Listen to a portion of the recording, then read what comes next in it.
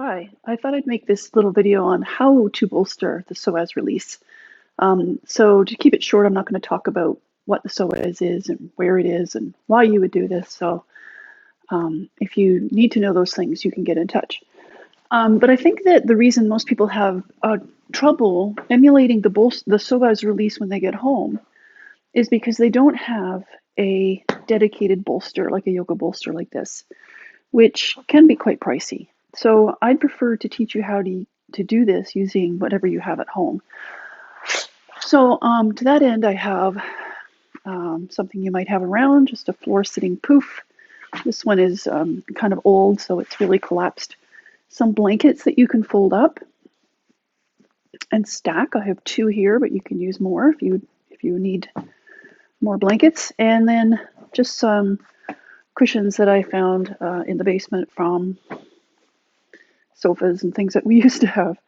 So the thing about these cushions, as you can see, they're down. So this one is. So it's really soft. And you want to try and find something kind of firm for psoas release. So if you only have really soft things, you might want to utilize blankets, which will make it a little firmer on top. So I'm going to try some various different combinations of these things just so that we can, because you need to experiment a little bit to get it just right. So what you want is your head and shoulders to be bolstered in a way that leaves the bottom of your ribs free. So the bottom of your rib cage can drop into space behind it. But ideally the back of your thighs touching the ground. So the back of this thigh is touching the ground. You can feel that. So this is actually kind of a good bolster for me. I've had some practice, so I kind of know how much to do. And you can see that, I can get this hand right under my rib cage. So what I want is just time and my own body weight and gravity to relax my ribs towards the floor. Now, once you get the bolstering right, you'll want to sit here for 5 minutes. But even though that bolster was pretty good, I'm going to try a couple of other situations so that you can see how one might go about doing this in a way that helps you figure out just how much bolstering you need. So you can see I'm trying to create a bit of a slope downwards.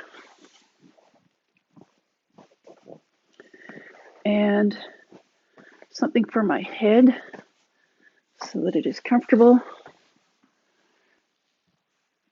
Come down onto your elbows and rest your head and your shoulders.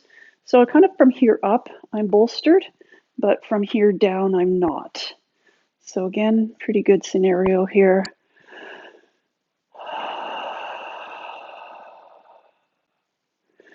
Now, my ribs respond pretty quickly to this because I've been doing it for over 8 years, I think. So my body is quite adjusted to this exercise, but you might find that your ribs are, I've had clients whose ribs were really lifted and elevated almost in the opposite direction, and that's normal too. So it just takes time for them to be able to drop down, and they don't necessarily get to the floor. It kind of depends on how much bolstering you have. But the height of the bolster is going to be determined by getting the back of your thighs down on the ground. And once you get it just right, it should be quite pleasant, and you can lie there for about 5 minutes or more.